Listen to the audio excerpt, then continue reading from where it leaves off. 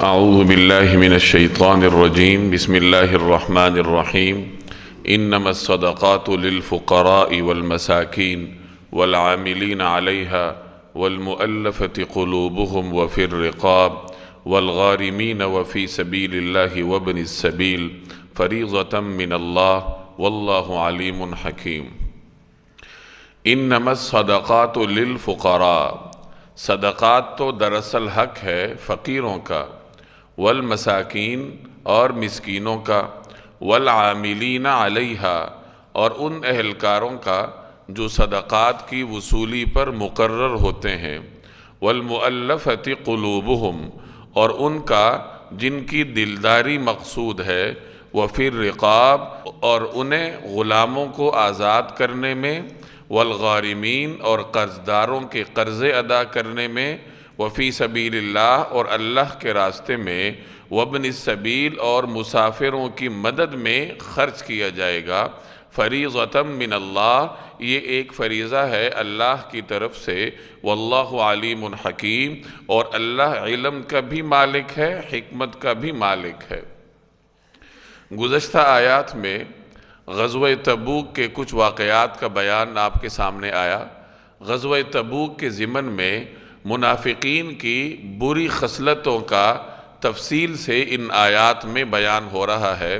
اس سے پچھلی آیت میں اللہ تبارک و تعالی نے منافقین کی ایک خصلت یہ بھی ذکر کی تھی کہ جب جناب رسول اللہ صلی اللہ علیہ وسلم انہیں کچھ عطا فرماتے ہیں، مال کی تقسیم فرماتے ہیں، تو ان کو اس تقسیم پر اعتراض ہوتا ہے کہ ہمیں اتنا کیوں ملا، ہمیں اتنا ملنا چاہیے تھا، ہمیں تو زیادہ ملنا چاہیے تھا۔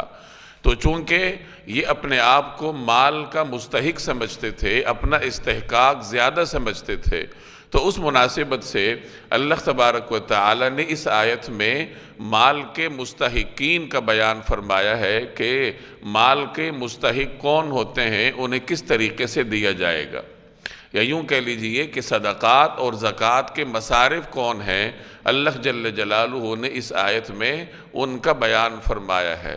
صدقات صدقے کی جمع ہے، صدقے کا مادہ صدق ہے، صاد دال اور قاف، صدق سے یہ لفظ صدقہ بنا ہے۔ صدق سچے کو کہتے ہیں، سچائی کو صدق کہا جاتا ہے۔ صدقے کا مطلب یہ ہے کہ ایک آدمی اپنا مال اللہ کی رضا کے لیے خرچ کرتا ہے، اور وہ گویا کہ اللہ جل جلالہ پر اپنے ایمان کی سچائی کی دلیل میں مال خرچ کرتا ہے، تو اس مناسبت سے اللہ کی رضا کے لیے دیے جانے والے مال کو صدقہ کہا جاتا ہے۔ اللہ کی رضا کے لیے جو مال دیا جاتا ہے، جسے صدقہ کہا جاتا ہے، اس کے دینے کی دو نوعیتیں ہوتی ہیں۔ ایک وہ صدقہ ہوتا ہے جو آپ نفلی طور پر خرچ کرتے ہیں، جنہیں صدقات نافلہ کہا جاتا ہے، اور ایک صدقہ وہ ہوتا ہے، یہ اللہ کے راستے میں دینے کی ایک نوعیت وہ ہوتی ہے جو آپ بطور فرض کے، بطور پابندی کے اللہ کے راستے میں خرچ کرتے ہیں، انہیں صدقات واجبہ کہتے ہیں، انہیں زکوٰۃ بھی کہا جاتا ہے۔ اس آیت میں صدقات واجبہ یعنی زکوٰۃ کے مصارف کا بیان ہے کہ زکوٰۃ کن لوگوں کو دی جائے گی۔ یہ ایک بنیادی قانون ہے جو یہاں اللہ نے بیان فرمایا۔ گویا کہ ان منافقین کو یہ پیغام دیا گیا کہ صدقات کا مال کس کو کتنا دیا جائے گا، اس کا فیصلہ تو اللہ نے کر رکھا ہے۔ اللہ کے فیصلے کے مطابق جناب رسول اللہ صلی اللہ علیہ وسلم وہ مال تقسیم فرماتے ہیں، تو تمہیں اس پر اعتراض کا کیا حق ہے؟ عام طور پر ہمیں بھی یہ سوال درپیش ہوتا ہے کہ زکوٰۃ دی جائے تو کس کو دی جائے، تو یہ جو آپ کا ایک بڑا سوال ہے کہ زکوٰۃ کس کو دی جائے، تو اس کا جواب آپ کو یہاں اس آیت میں نظر آئے گا۔ دنیا میں جتنے بھی لوگوں کو زکوٰۃ دی جا سکتی ہے، انہیں اللہ تبارک و تعالی نے اس آیت میں بیان فرمایا۔ تو فرمایا انما الصدقات، کہ صدقات تو دراصل حق ہے۔ صدقات سے مراد میں نے عرض کیا کہ یہاں زکوٰۃ ہے، صدقات واجبہ ہے، یعنی زکوٰۃ کس کا حق ہے، کس کو دی جائے گی۔ تو 8 قسم کے مصارف اس آیت میں بیان ہوئے ہیں۔ 8 اقسام کے لوگ ایسے ہیں جنہیں زکوٰۃ دی جا سکتی ہے، جو زکوٰۃ کا استعمال جن کے لیے اللہ نے جائز کر رکھا ہے، تو ان 8 مصارف کا بیان اس آیت میں ہے۔ پہلا مصرف کیا ہے؟ للفقراء، فقیروں کا حق ہے۔ دوسرا مصرف والمساکین، اور مساکین کا حق ہے۔ فقیر اور مسکین، عام طور پر ہم غریب کو فقیر بھی کہہ دیتے ہیں، مسکین بھی کہہ دیتے ہیں، اصطلاحی اعتبار سے اس میں تھوڑا سا فرق ہے۔ ایک آدمی وہ ہے جس کے پاس کچھ نہ کچھ موجود ہے، اگرچہ اس کے پاس اتنا نہیں ہے جو اس کی ضروریات کو کافی ہو، لیکن پھر بھی کچھ نہ کچھ مال اس کے پاس ہے، ایک آدھے دن کے کھانا، ایک آدھے دن کا غلہ اس کے پاس رکھا ہوا ہے۔ اور ایک آدمی وہ ہوتا ہے جس کے پاس کچھ بھی نہیں ہوتا۔ یہ دو قسم کے لوگ ہیں، ان میں سے ایک کو فقیر کہتے ہیں، دوسرے کو مسکین کہتے ہیں۔ فقیر اور مسکین کی تعیین میں فقہاء میں اختلاف رہا ہے۔ بعض حضرات فرماتے ہیں کہ فقیر وہ ہوتا ہے جس کے پاس کچھ نہ کچھ مال ہے، اگرچہ اتنا مال نہیں ہے جو اس کی ضروریات کو کافی ہو، محتاج وہ پھر بھی رہتا ہے، لیکن بہرحال کچھ نہ کچھ مال ہے، ایک آدھے دن کا کھانا اس کے پاس ہے، تو اسے فقیر کہا جائے گا۔ اور مسکین وہ ہوتا ہے جس کے پاس کچھ بھی نہیں ہوتا، مسکیناً ذا متربہ، جس کو قرآن کریم نے ذا متربہ کہا کہ بالکل مٹی میں ملا ہوا ہے، اس کے پاس کچھ بھی نہیں ہے، اسے مسکین کہا جاتا ہے۔ امام شافعی رحمۃ اللہ علیہ نے اس کے الٹ تعریف فرمائی ہے، ان کے نزدیک جس کے پاس کچھ نہ ہو اسے فقیر کہتے ہیں، اور جس کے پاس ایک آدھے دن کا کھانا ہو، تھوڑا بہت مال ہو، اس کو مسکین کہا جاتا ہے۔ تو بہرحال یہ تکنیکی اعتبار سے، اصطلاحی اعتبار سے تعریف میں فرق ہے۔ تو ہر وہ شخص جس کے پاس ضروریات پوری کرنے کے لیے مال موجود نہ ہو تو وہ فقیر کے زمرے میں آتا ہے، اور مسکین وہ شخص ہوگا جو کہ بالکل تنگ دست ہے، تہی دامن ہے، اس کے پاس کچھ بھی نہیں ہے۔ تو ان دونوں کو آپ زکوٰۃ کا مال دے سکتے ہیں، یہ زکوٰۃ کے مستحق ہیں۔ اس کی مزید تشریح فقہاء نے یہ فرمائی ہے کہ ہر وہ شخص جس کے پاس اپنی ضروریات سے زائد اتنا مال نہ ہو جو کہ 52.5 تولے چاندی کی قیمت کے برابر پہنچ جائے، تو وہ شخص زکوٰۃ وصول کر سکتا ہے، اس کو زکوٰۃ دی جا سکتی ہے۔ ہر وہ شخص جس کے پاس ضرورت سے زائد اتنا مال نہ ہو، جس کی مالیت 52.5 تولے چاندی کی قیمت تک پہنچ جائے، تو وہ زکوٰۃ کا مصرف ہے، اس کے لیے زکوٰۃ کا استعمال حلال ہے۔ 52.5 تولے چاندی کی قیمت آج کل کتنی ہوگی؟ اب اگر 1700 لگا لیں تو 52.5 تولے چاندی کی قیمت کتنی ہوگی؟ 85,000 روپیہ۔ اب آپ آسان کر لیں کہ اگر ایک شخص کے پاس ضرورت سے زائد 85,000 روپیہ نہ ہو، 85,000 کے برابر اس کے پاس مال نہ ہو، تو وہ شخص زکوٰۃ کا مستحق ہے۔ اب اس میں مزید کافی ساری تفصیلات ہیں، وہ جب کسی کو ضرورت پڑے تو اپنے قریب کسی عالم سے پوچھ لے، یہاں صرف ایک اشارہ دینا مقصود ہے۔ ایک بات یہ سمجھ لیں کہ ضرورت سے کیا مراد ہے۔ مکان ضروریات میں شامل ہے، سواری ضروریات میں شامل ہے، اسی طریقے سے 2-3 جوڑے لباس کے وہ ضروریات میں شامل ہے، اسی طرح 1-2 جوتے کے جوڑے ہوں یہ ضروریات میں شامل ہے، گھر میں کچھ فرنیچر ہوگا، کچھ بستر ہوں گے، یہ ضرورت کی چیزیں ہیں۔ تو جو انسان کی بنیادی ضرورت ہے وہ اس کی مالیت اس میں شمار نہیں ہوتی۔ اسی طریقے سے اگر ایک آدمی اکاؤنٹس کے شعبے سے وابستہ ہے تو اس کے لیے اس کا کمپیوٹر بھی ضرورت کی چیز ہے، وہ ضرورت کے درجے میں آئے گا۔ ایک آدمی تعلیم اور تعلم کے شعبے سے وابستہ ہے تو اس کی جو کتابیں ہیں وہ بھی اس کے لیے ضرورت کے درجے میں آئیں گی۔ تو ہر شخص کے حساب سے، ہر شخص کے اعتبار سے ضرورت کی تعریف بدلتی رہتی ہے۔ تو بہرحال ضرورت سے ہٹ کر اگر کسی کے پاس اتنا مال ہو کہ اس سب کو جمع کر لیا جائے تو اس کی قیمت 52.5 تولے چاندی کی قیمت تک پہنچ جائے تو ایسا شخص زکوٰۃ کا مال نہیں لے سکتا، اور جو اس طرح نہ ہو تو وہ زکوٰۃ کا مال لے سکتا ہے۔ تو فقیر اور مسکین یہ زکوٰۃ کے پہلے 2 مصارف ہیں۔ تیسرے نمبر پر والعاملین علیہا، عاملین عامل کی جمع ہے، عامل کہتے ہیں کام کرنے والے کو، عاملین علیہا سے مراد زکوٰۃ کی وصولی پر جو کام کرتے ہیں، یعنی زکوٰۃ کی وصولی پر جن کو حکومت نے مقرر کیا ہوتا ہے، اگر ان کے وظائف، ان کے اخراجات، ان کی تنخواہیں حکومت زکوٰۃ میں سے ادا کرتی ہے تو اللہ تبارک و تعالی نے اجازت دے رکھی ہے۔ عام طور پر حکومت کو تنخواہیں اور وظائف زکوٰۃ فنڈ میں سے دینے کی اجازت نہیں ہوتی، لیکن یہ خاص شعبہ ایسا ہے کہ اگر کوئی شخص زکوٰۃ وصول کرنے پر مامور ہے تو اس کے آنے جانے کے اخراجات یا اس کا جو وظیفہ ہے وہ اگر زکوٰۃ کے فنڈ میں سے ادا کیا جائے تو قرآن کریم کی اس آیت نے اس کی اجازت دے رکھی ہے۔ اس سے ضمنی طور پر ایک بات یہ معلوم ہوئی کہ اسلامی ریاست میں ایک محکمہ ایسا ہونا چاہیے جو لوگوں سے زکوٰۃ اکٹھی کرے، اور یہاں مفسرین نے یہ بھی لکھا ہے کہ زکوٰۃ میں اصل ہے ہی یہ کہ یہ ریاستی سطح پر جمع کی جائے۔ جناب رسول اللہ صلی اللہ علیہ وسلم کے زمانے میں ایسے عاملین مقرر کیے جاتے تھے جو لوگوں سے جا کر زکوٰۃ وصول کرتے تھے اور لا کر بیت المال میں جمع کرواتے تھے، اور یہی صورتحال آگے خلفائے راشدین کے زمانے میں بھی چلتی رہی، اور مسلمانوں میں بھی جب تک خلافت کا نظام رہا ہے تو اوقاف کا نظام ہوتا تھا، اور اوقاف کے تحت لوگوں کی زکوٰۃ اکٹھی کی جاتی تھی، اور حکومت پھر اپنی ثوابدید پر اس کو رفاہ عامہ کے کاموں میں عوام کی فلاح اور بہبود کے لیے خرچ کیا کرتی تھی۔ تو یہ اس وقت ہے جب حکومت نیک نیت ہو۔ آج کل کی حکومت کے ہاتھ تو جو بھی لگ جائے تو وہ پھر ادھر ادھر ہو جاتا ہے، تو آج کل ہم مجبور ہیں انفرادی طور پر زکوٰۃ دینے پر، کیونکہ حکومتیں بددیانت ہیں۔ والعاملین علیہا، اور ان اہلکاروں کا جو صدقات کی وصولی پر مقرر ہوتے ہیں تو ان کا حق ہے زکوٰۃ۔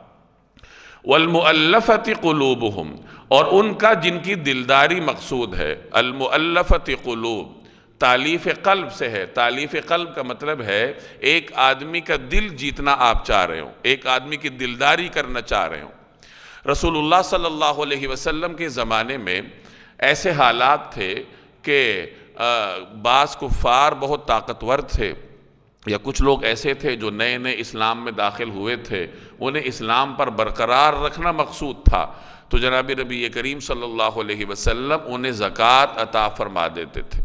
المؤلفۃ قلوبہم کی تشریحات دو طریقے سے کی گئی ہیں۔ ایک تشریح یہ کی گئی ہے کہ جن کی دلداری مقصود ہے وہ کون لوگ ہیں، تو ایک تشریح یہ ہے اس کی کہ اس میں غیر مسلم بھی آ جاتے ہیں، یعنی وہ غیر مسلم جن کے شر سے مسلمانوں کو بچانا ہو، ان کے شر سے بچنے کے لیے انہیں زکوٰۃ دی جائے تاکہ ان کی دلداری ہو، ان کے دل میں مسلمانوں کے لیے نرمی پیدا ہو، یا انہیں اسلام کی طرف مائل کرنا ہو اور اس مقصد کے لیے آپ انہیں زکوٰۃ دے دیں، تو وہ غیر مسلم بھی اس میں شامل ہیں۔ اسی طریقے سے وہ نو مسلم جو نئے نئے مسلمان ہوئے ہیں اور انہیں اسلام پر برقرار رکھنا ہے، تو انہیں بھی اس زمرے میں لا کر اگر کوئی زکوٰۃ دینا چاہے تو انہیں زکوٰۃ دی جا سکتی ہے، اور جناب رسول اللہ صلی اللہ علیہ وسلم کے زمانے میں اس پر عمل رہا ہے۔ یہ ایک تشریح ہے اس کی۔ دوسری تشریح یہ ہے کہ اس میں غیر مسلم شامل نہیں ہے، یہ صرف مسلمان کو دی جا سکتی ہے، یعنی وہ مسلمان جس کی دلداری مقصود ہے کہ نیا نیا دین میں داخل ہوا ہے، اب ویسے تو وہ محتاج نہیں ہے، لیکن اس کو دین پر برقرار رکھنے کے لیے اگر حاکم وقت اسے زکوٰۃ دیتا ہے تو اس کو تو اللہ تبارک و تعالی نے اس کی گنجائش رکھی ہے۔ تو المؤلفۃ قلوبہم کی یہ دو تشریحات منقول ہیں۔ پہلی تشریح کے مطابق اس میں غیر مسلم بھی داخل ہیں، اور دوسری تشریح کے مطابق اس میں غیر مسلم داخل نہیں ہیں۔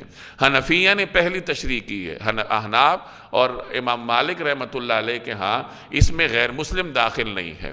ان کے نزدیک رسول اللہ صلی اللہ علیہ وسلم کے زمانے میں آپ علیہ السلام کے حکم سے جن غیر مسلم سرداروں کو زکوٰۃ دی گئی تھی، صدقات دیے گئے تھے رسول اللہ صلی اللہ علیہ وسلم کے حکم سے، تو وہ دور نبوی کے ساتھ خاص تھا۔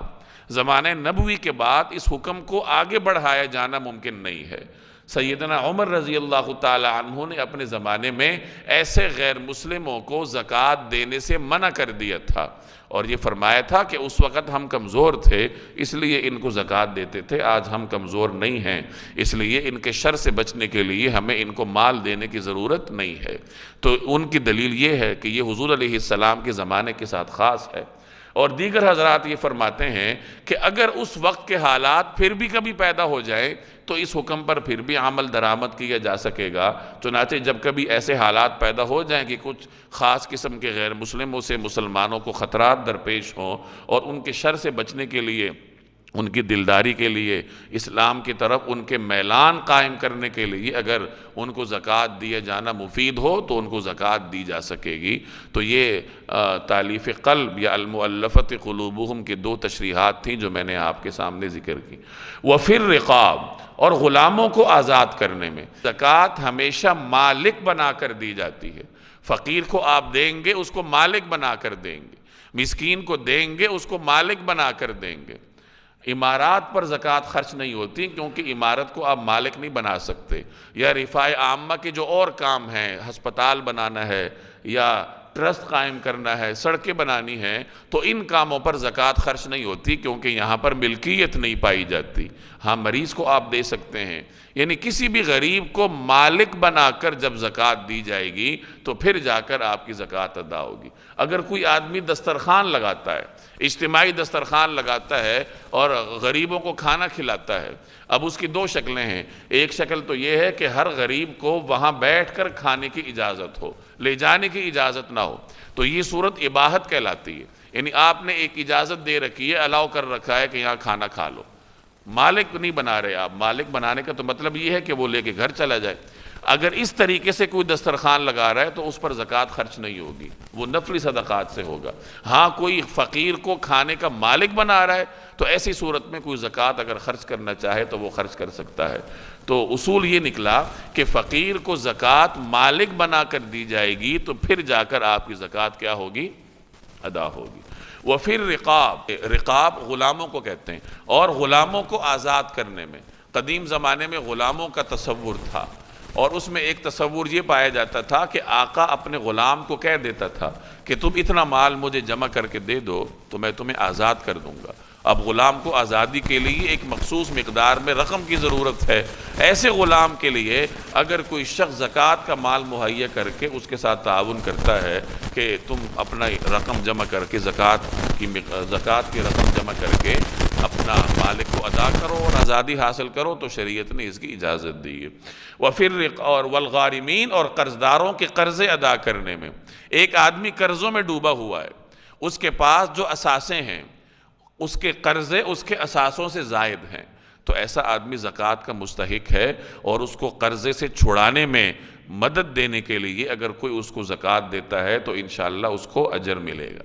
یہ اسلامی نظام کی خصوصیت ہے کہ وہ مقروض کے ساتھ تعاون کرتا ہے، ورنہ دنیا میں جتنی بھی چکا چوند ہیں، جتنی خوبصورت تہذیبیں ہمیں ظاہری طور پر دکھائی دیتی ہیں، ان کا طرز عمل یہ ہے کہ مقروض کے اوپر دباؤ ڈالو، اس سے دگنا تگنا کر کے وصول کرو، اس کے اثاثے فروخت کر دو، اس سے چھت بھی چھین لو، اس سے گاڑی بھی چھین لو، اس سے ہر چیز چھین کر وصول کر لو، اور جتنا دے رکھا ہے اس سے ڈبل ٹرپل کر کے اس سے وصول کرو۔ یہ آج کل کے جو جدید نظام ہے ان کا یہ تصور ہے، اور اسلامی نظام کی یہ خوبی ہے کہ وہ مقروض کے ساتھ تعاون کرتا ہے، مسلمانوں کو ترغیب دیتا ہے کہ دیکھو مقروض کو مہلت دو، اگر وَإِنْ كَانَ ذُو عُسْرَةٍ فَنَظِرَةٌ إِلَىٰ مَيْسَرَةٍ، اگر تمہارا مقروض غریب ہے تو اس کو سہولت ہونے تک مہلت دو، کہ جب تک اس کے پاس سہولت نہیں ہے اس وقت تک اس سے قرضہ طلب نہ کرو بلکہ اس کو سہولت دو۔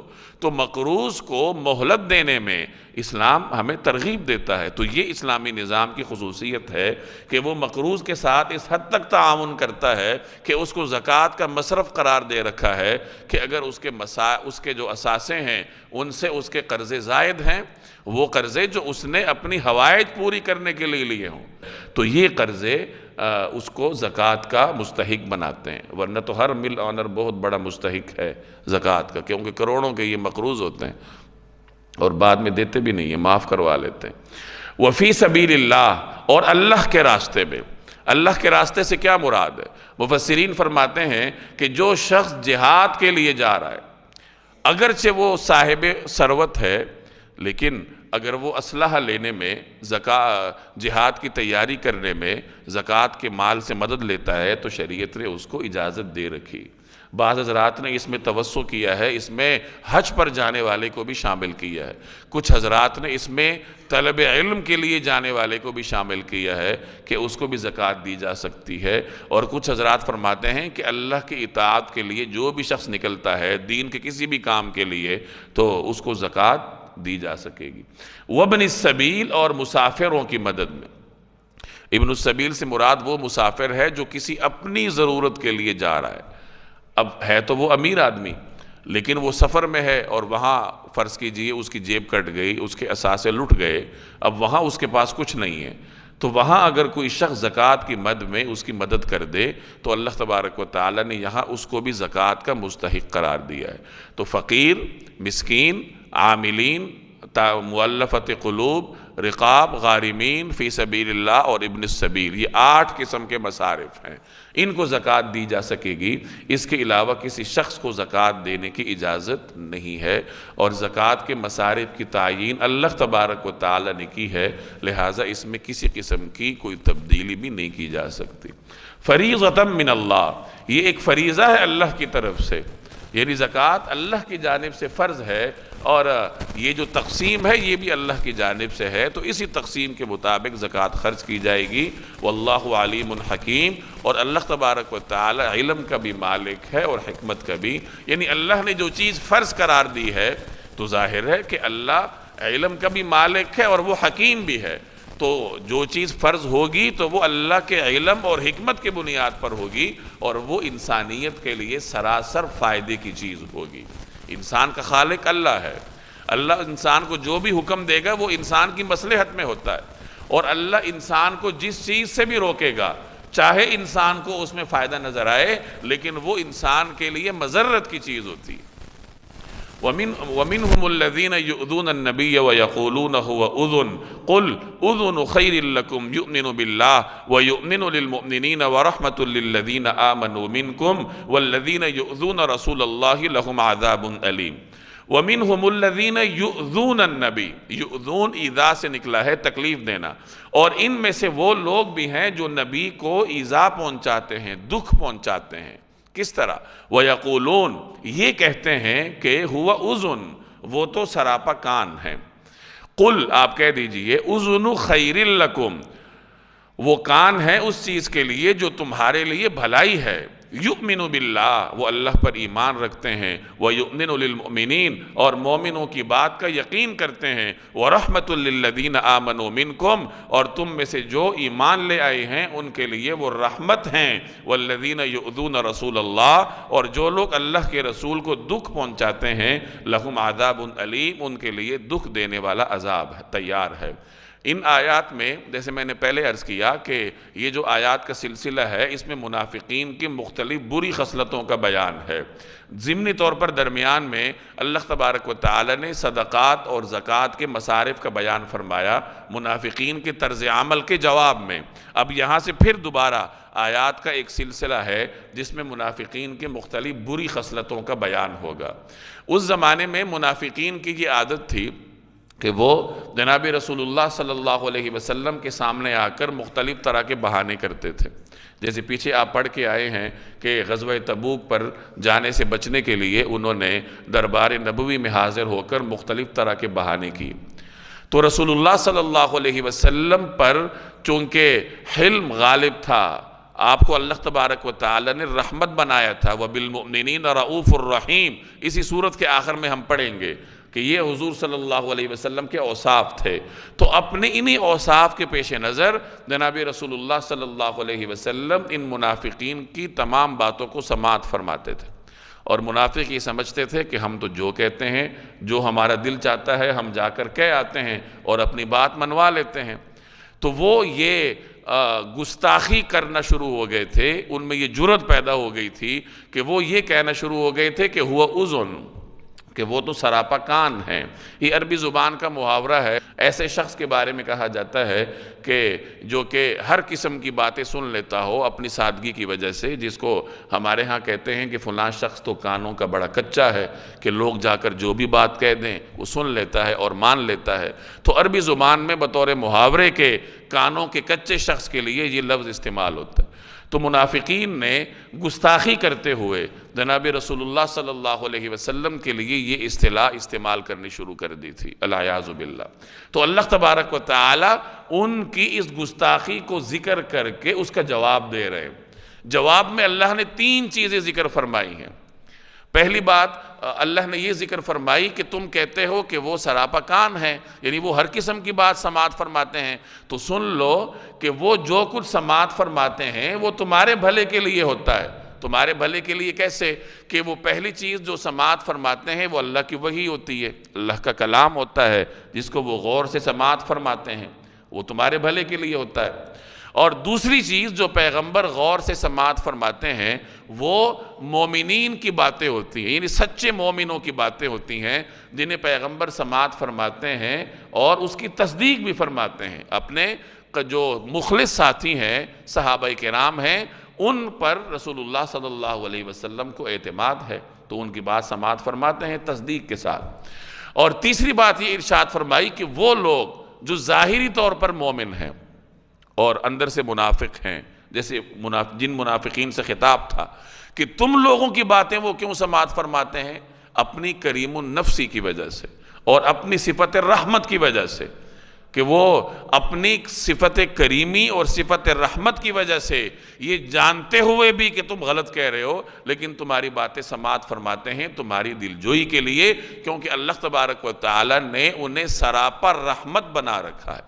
یہ جناب رسول اللہ صلی اللہ علیہ وسلم کا مقام اور مرتبہ ہے کہ جب زمین پر رسول اللہ صلی اللہ علیہ وسلم کے بارے میں کوئی غلیظ انسان پروپیگنڈا کرنے کی جرت کرتا تھا تو اللہ تبارک و تعالی بذات خود اس کو مختلف مقامات پر جواب دیتے ہیں۔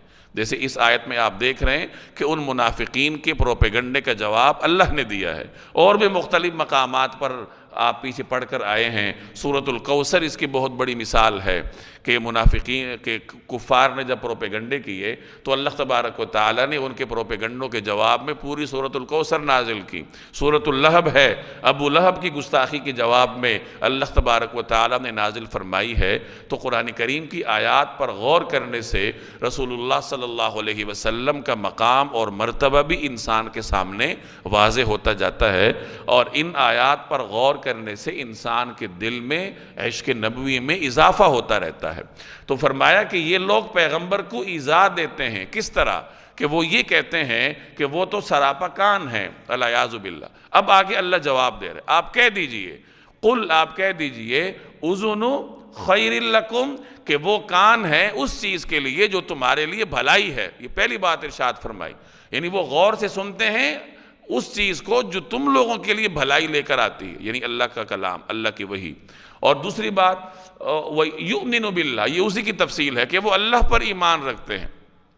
اور دوسری بات کیا فرمائی؟ وَيُؤْمِنُ لِلْمُؤْمِنِينَ، اور مومنوں کی بات کا یقین کرتے ہیں، یعنی جو سچے مومن ہیں ان کی بات کا یقین فرماتے ہیں کیونکہ انہیں اپنے مخلص دوستوں پر اعتماد ہے۔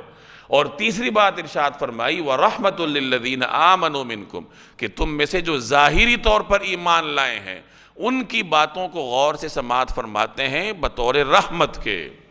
وَالَّذِينَ يُؤْذُونَ رَسُولَ اللَّهِ، اور جو لوگ اللہ کے رسول کو دکھ پہنچاتے ہیں لَهُمْ عَذَابٌ أَلِيمٌ، ان کے لیے دکھ دینے والا عذاب تیار ہے۔ يَحْلِفُونَ بِاللَّهِ، یہ لوگ تمہارے سامنے اللہ کی قسمیں اس لیے کھاتے ہیں، یحلفون باللہ لکم، یہ لوگ تمہارے سامنے اللہ کی قسمیں حلف اس لیے کھاتے ہیں لیرزوکم، تاکہ تمہیں راضی کر دیں۔ منافقین کا بیان ہے، کثرت سے قسمیں کھانا یہ جھوٹ کی علامت ہوتی ہے۔ جو آدمی کثرت سے قسمیں کھا کر اپنا سودا بیچتا ہے تو جھوٹ اس کے اوپر غالب ہوتا ہے، اور اس طریقے سے سودا سلف بیچنے میں بے برکتی بھی ہوتی ہے۔ تو کثرت سے قسمیں کھانا یہ جھوٹ ہی کی ایک علامت ہے، اور یہ منافقین کی عادت تھی۔ مسلمانوں کے سامنے آ کر قسمیں کھاتے تھے، بڑی بڑی قسمیں کھاتے تھے کہ ہم تو تمہارے ساتھ مخلص ہیں، ہم تم ہی میں سے ہیں۔ اللہ تعالیٰ یہاں ان کی قسموں کا پول کھول رہا ہے کہ دیکھو یہ جھوٹ بول رہے ہیں۔ واللہ ورسولہ احق ان یرضوا، حالانکہ اللہ اور اس کا رسول اس بات کے زیادہ حقدار ہیں کہ ان کو راضی کیا جائے، ان کانوا مؤمنین، اگر یہ واقعی مومن ہوں۔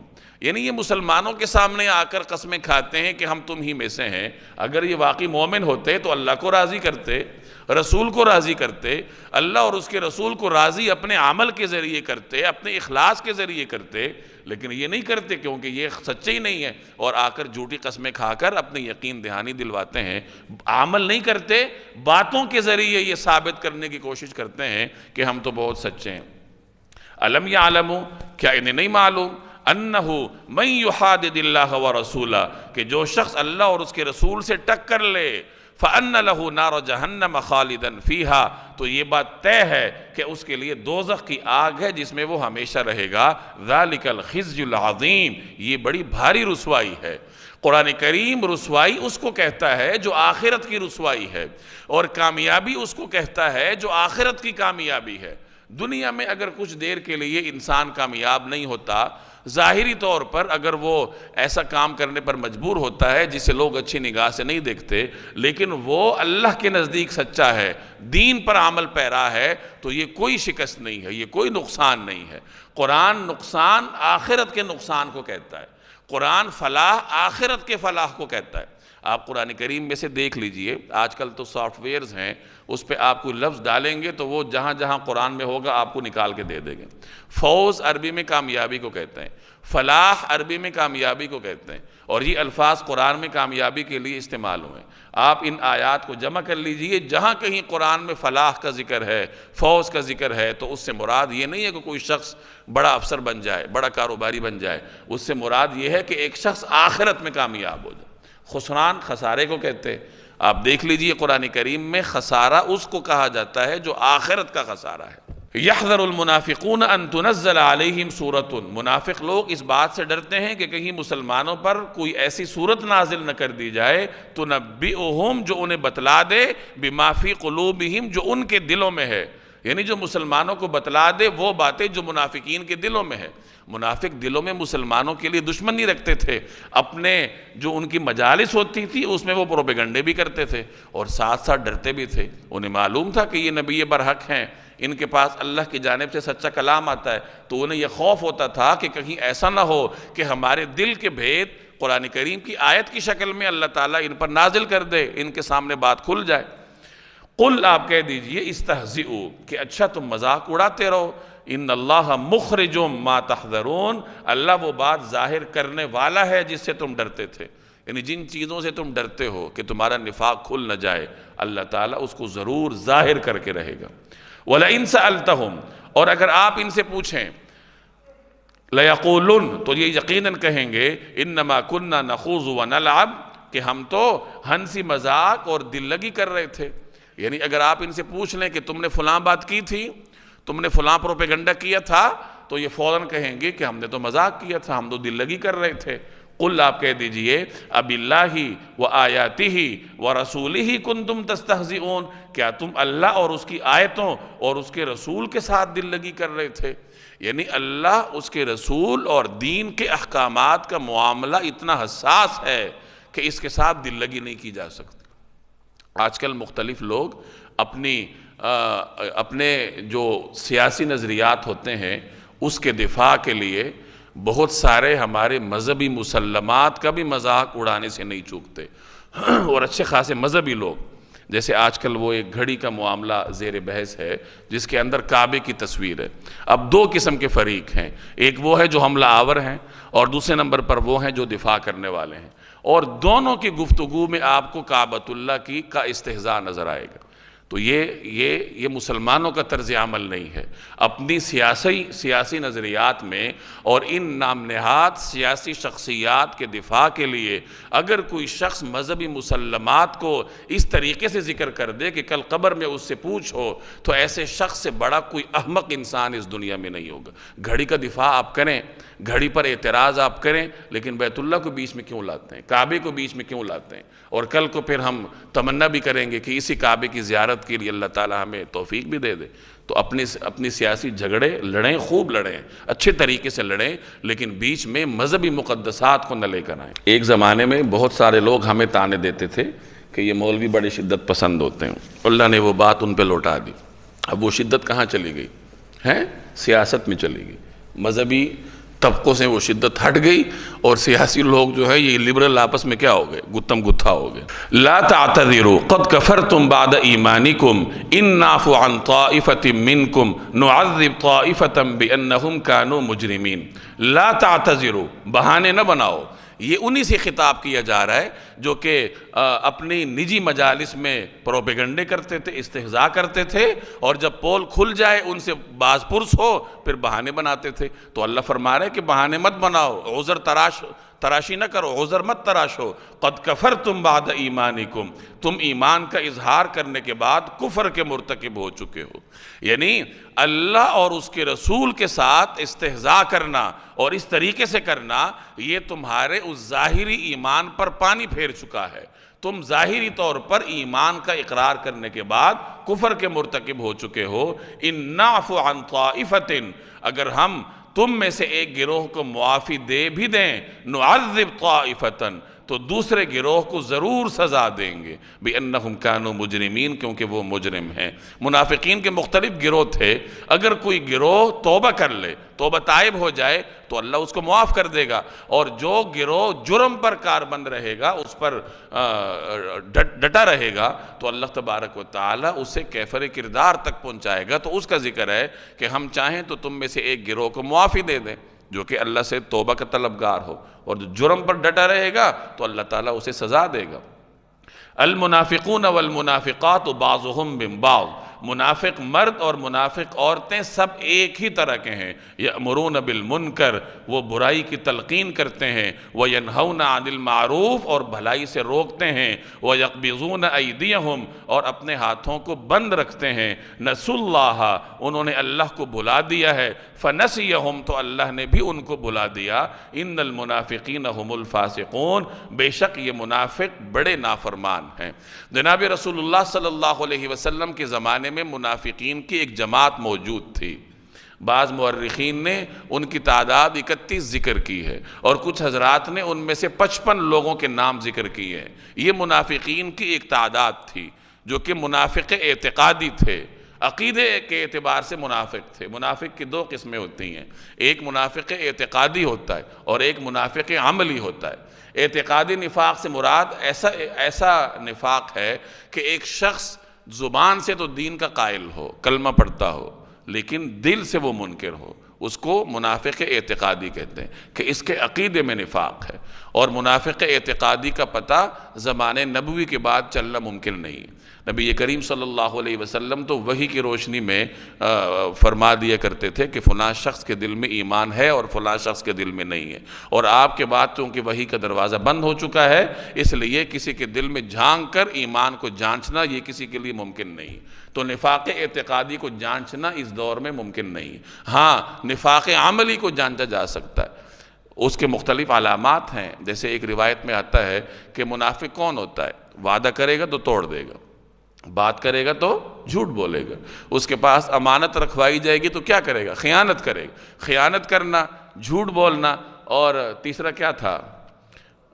وعدہ خلافی کرنا۔ یہ تین اوصاف کیا ہے؟ نفاق کے اوصاف، جس میں پائے جائیں گے تو گویا کہ نفاق عملی اس میں پائے جا رہے ہیں۔ اور بھی مختلف روایات میں منافقین کے مختلف علامات ہیں، تو وہ نفاق عملی کی علامات ہوتی ہیں۔ تو یہاں منافقین کی بات ہے کہ یہ منافق مرد اور عورتیں سب ایک ہی طرح کے ہیں، ایک ہی طرح کے، مراد ایک ہی نظریے پہ ہیں، ایک ہی قسم کے اخلاق ہیں ان کے، ایک ہی قسم کا کردار ہے ان کا، عقیدہ بھی ان کا ایک ہے اور کام بھی ان کے ایک ہیں۔ کام کیا ہیں؟ کہ یہ بھلائی سے روکیں گے، برائی کا حکم دیں گے، اور کنجوس ہوں گے، یعنی اللہ کے راستے میں دیتے ہوئے ان کو موت آئے گی۔ تو یہ منافقین کے مختلف کام ہیں جو اللہ نے یہاں ذکر کی۔ وعد اللہ المنافقین والمنافقات والکفار، اللہ نے منافق مردوں، منافق عورتوں اور تمام کافروں سے عہد کر رکھا ہے نار جہنم، دوزخ کی آگ کا، خالدین فیہا، جس میں وہ ہمیشہ رہیں گے، ہی حسبہم، وہی ان کو راس آئے گی، ولعنہم اللہ، اور اللہ نے ان پر پھٹکار ڈال دی ہے، ولہم عذاب مقیم، اور ان کے لیے اٹل عذاب ہے۔ یعنی جو اس قسم کے منافق ہیں تو اللہ تبارک و تعالیٰ کے ہاں ان کے لیے یہ سزا ہے۔ کالذین من قبلکم، اب یہ منافقین سے خطاب ہے۔ آیت میں کہا یہ جا رہا ہے کہ اے منافقو، تم کوئی نئی چیز نہیں ہو، تمہارے جو کرتوت ہیں یہ کوئی دنیا میں نئی نہیں ہے، تم سے پہلے بھی لوگ اس طرح کے گزر چکے تھے جن کا یہی طرز عمل تھا کہ وہ اللہ کا مذاق اڑاتے تھے، اللہ کے احکام کا مذاق اڑاتے تھے۔ انہوں نے دنیا سے فائدہ اٹھایا، دنیا سے مزے اٹھائے، آخرت پر ان کی نگاہ نہیں تھی۔ تو اللہ تبارک و تعالیٰ نے انہیں نیست و نابود کر دیا، تم بھی اسی کے راستے پر چل رہے ہو۔ تو یہاں منافقین سے خطاب ہے کالذین من قبلکم، تم انہی لوگوں کی طرح ہو جو تم سے پہلے ہو گزرے ہیں، کانوا اشد منکم قوتاً، وہ طاقت میں تم سے مضبوط تر تھے، وہ اکثر اموالا و اولادا، اور مال اور اولاد میں تم سے کہیں زیادہ تھے۔ یعنی تم کیا چیز ہو، قوم عاد اور سمود کے لوگ تم سے بہت طاقتور تھے، اور ان کے پاس مال بھی بہت تھا، ان کے پاس نفری بھی بہت تھی۔ فاستمتعوا بخلاقہم، خلاق حصے کو کہتے ہیں، استمتاع کا مطلب فائدہ اٹھانا، چنانچہ انہوں نے اپنے حصے کے مزے اڑا لیے۔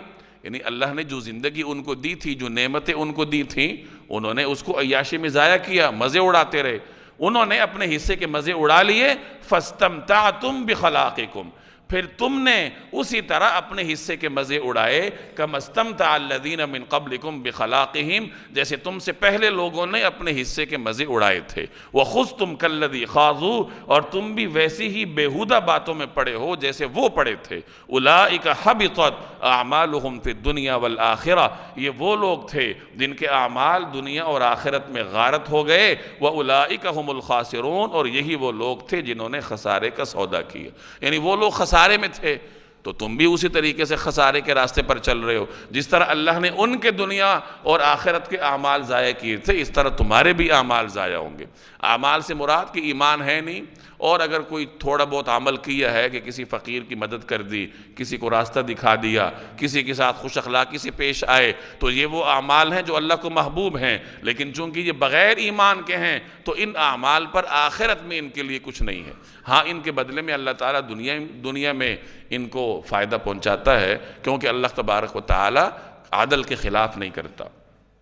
الم یأتہم نبأ الذین من قبلہم قوم نوح وعاد وثمود وقوم ابراہیم واصحاب مدین والمؤتفکات، کیا ان کو ان لوگوں کی خبر نہیں پہنچی؟ الذین من قبلہم، جو ان سے پہلے گزرے ہیں، وہ کون تھے؟ قوم نوح علیہ السلام کی قوم، وعاد و سمود، اور عاد اور سمود، وقوم ابراہیم، اور حضرت ابراہیم کی قوم، واصحاب مدینہ، اور مدین کے باشندے، والمؤتفکات، اور وہ بستیاں جنہیں الٹ ڈالا گیا، یعنی جنہیں اللہ نے الٹ دیا تھا، جیسے قوم لوط کی بستی تھی کہ فرشتوں نے اللہ کے حکم سے اس کو الٹ دیا اور انہیں اوپر لے جا کے ان پر سنگ باری بھی ہوئی، جیسے حضرت لوط علیہ السلام کی قوم تھی۔ تو کیا انہوں نے اپنے سے پچھلی گزری ہوئی اقوام کی تاریخ پر غور نہیں کیا؟ تاریخ ہمیں کیوں سنائی جاتی ہے؟ تاکہ ہم عبرت حاصل کریں، غور کریں کہ ان اقوام پر جن جرائم کی وجہ سے عذاب آیا تھا، وہ جرائم ہمارے اندر نہ ہوں۔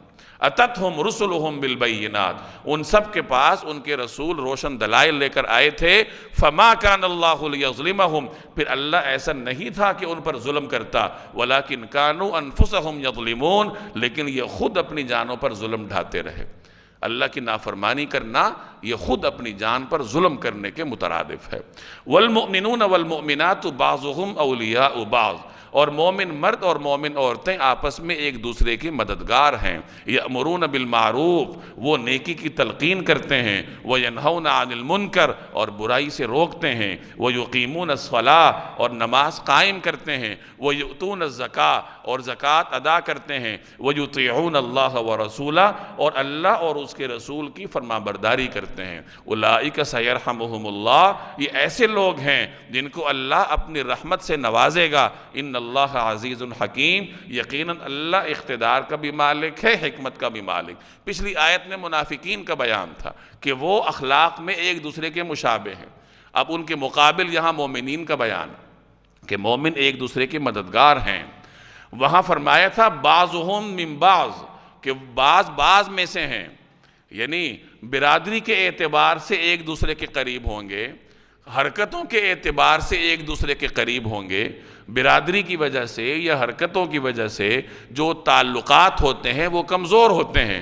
یعنی منافقین کو مفادات نے جوڑ رکھا ہے، اور مسلمانوں کے بارے میں فرمایا بعضهم اولیاء بعض، یہ ایک دوسرے کے ولی ہیں، دوست ہیں، مددگار ہیں، چونکہ یہ نظریاتی بنیادوں پر ایک دوسرے کے قریب ہیں، دینی بنیادوں پر ایک دوسرے کے قریب ہیں، اور یہ رشتہ ایسا رشتہ ہے جو کہ مفادات کے رشتے سے بہت بالا تر ہے۔ تو مومنین کے رشتے کی یہ نوعیت ہے جو اللہ تبارک و تعالیٰ نے بیان فرمائی۔ اور مومنین کے کام کیا ہیں؟ امر بالمعروف، نیکی کا حکم کریں گے، نہی عن المنکر، برائی سے روکیں گے۔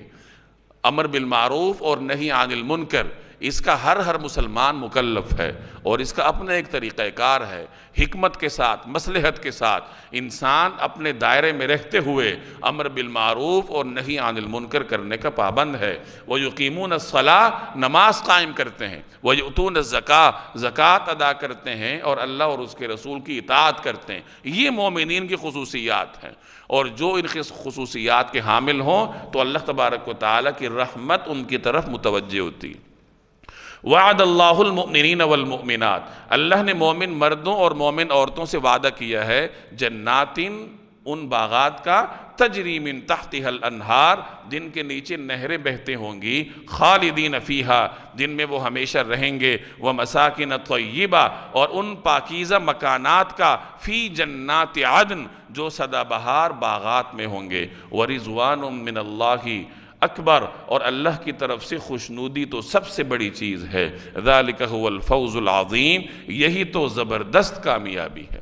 اب یہاں مومنین کے لیے اجر کا اعلان ہے کہ اللہ نے وعدہ کر رکھا ہے کہ ان کو جنت عطا کرے گا، جنت میں ہر قسم کی نعمتیں ہوں گی، اور ان تمام نعمتوں سے جو نعمت بالا تر ہوگی وہ اللہ تبارک و تعالیٰ کی رضا ہوگی، وَرِضْوَانٌ مِّنَ اللَّهِ اکبر، کہ جو اللہ کی خوشنودی ہے وہ سب سے بڑی نعمت ہے۔ جیسے میں نے پچھلے درس میں مالک بن دینار رحمۃ اللہ علیہ کا قول عرض کیا تھا کہ انہوں نے یہ فرمایا کہ افسوس ہے مجھے ایسے لوگوں پر جو کہ جوق در جوق دنیا سے چلے جاتے ہیں اور زندگی کی سب سے لذیذ ترین چیز کو چکھنے سے محروم ہوتے ہیں۔ اور وہ لذیذ ترین چیز کیا ہے؟ جب پوچھا گیا تو انہوں نے کہا اللہ کی معرفت، کہ اللہ تبارک و تعالیٰ کے ساتھ جو انسان کا تعلق ہے، اللہ کی معرفت ہے، وہ دنیا کی سب سے لذیذ ترین چیز ہے۔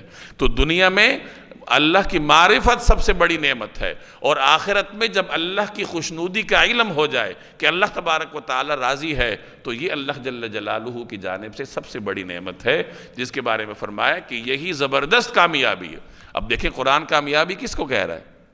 کروڑوں روپے کو کہہ رہا ہے، بڑے منصب کو کہہ رہا ہے، کس کو کہہ رہا ہے؟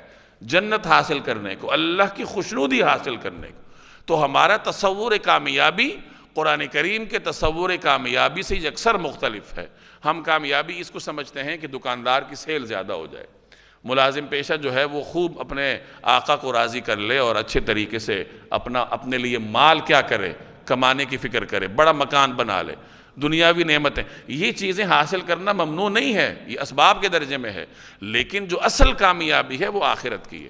مومن ہمیشہ دنیا حاصل کرتا ہے، اللہ کو وہ مومن پسند نہیں ہے جو گھر بیٹھا رہے، جائے گا، کاروبار کرے گا، محنت کرے گا، سب کچھ کرے گا، لیکن اس کی نظر کس پہ ہوگی؟ آخرت پہ ہوگی، نظر دنیا پہ نہیں ہوگی، یعنی دور اندیشی کا حامل ہوگا کہ یہاں تک نہیں دیکھے گا بلکہ دور تک دیکھے گا، آخرت کو دیکھے گا، اور یہی کامیابی ہے۔ یا ایھا النبی جاہد الکفار والمنافقین واغلظ علیہم، اے نبی کافروں اور منافقوں سے جہاد کیجئے اور ان پر سختی کیجئے، ومأواہم جہنم، اور ان کا ٹھکانہ جہنم ہے، وبئس المصیر، اور وہ بہت برا ٹھکانہ ہے۔ جہاد جوہد سے نکلا ہے، جوہد کہتے ہیں کوشش کرنے کو، دین کے لیے کوشش کرنا جہاد کے زمرے میں آتا ہے۔ اب دین کے لیے کوشش کرنے کے مختلف طریقے ہیں، یا یوں کہہ لیجئے کہ جہاد کے مختلف طریقے ہیں۔ بعض اوقات دین کی سربلندی کے لیے مسلمان مسلح جد و جہد کرتا ہے، جسے قتال کہتے ہیں، یہ جہاد کی ایک صورت ہے۔ بعض اوقات دین کی سربلندی کے لیے مال خرچ کرتا ہے، یہ جہاد بالمال ہے۔ کبھی دین کی سربلندی کے لیے اپنی قلمی طاقت خرچ کرے گا، یہ جہاد بالقلم ہے۔ کبھی دین کی سربلندی کے لیے اپنی زبان کی طاقت خرچ کرے گا، یہ جہاد باللسان ہے۔ تو دین کی سربلندی کے لیے جو کوشش کی جائے وہ جہاد کی زمرے میں آتی ہے، اور ہر زمانے کے اعتبار سے دین کی سربلندی کے لیے کوشش کی نوعیتیں مختلف ہوتی ہیں، مخاطب کے اعتبار سے مختلف ہوتی ہیں۔ اب یہاں منافقین اور کفار سے جہاد کا حکم ہے۔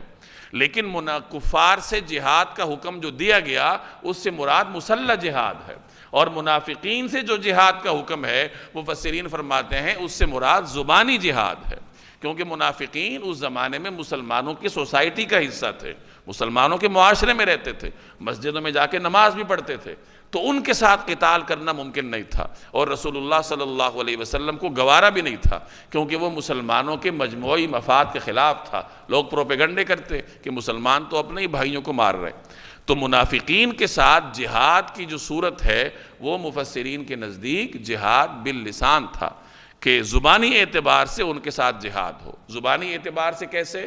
کہ ان کے اوپر دین کی جو سچائی ہے اس کو واضح کیا جائے۔ آگے فرمایا وَغْلُظْ عَلَيْهِمْ، ان پر سختی کیجیے، یعنی منافقین پر سختی کیجیے، یعنی ان کے ساتھ سختی کے ساتھ پیش آیا جائے، نرمی نک ان کے ساتھ رکھی جائے، کہ ان کی جو جرائم ہیں، ان کی جو غلطیاں ہیں، ان پر سختی کے ساتھ باز پرس ہو۔ آج کل ہمارے ہاں ایک اصطلاح معروف ہے رواداری، اور اس کی تشریح بڑی غلط ہوتی ہے۔ اس کا مطلب یہ ہوتا ہے کہ بس مسلمان مست ہو، مست ہونے کا مطلب کہ اس کو جو مرضی کہتا رہے وہ برداشت کرے، اور یہی کیا ہے؟ یہ رواداری۔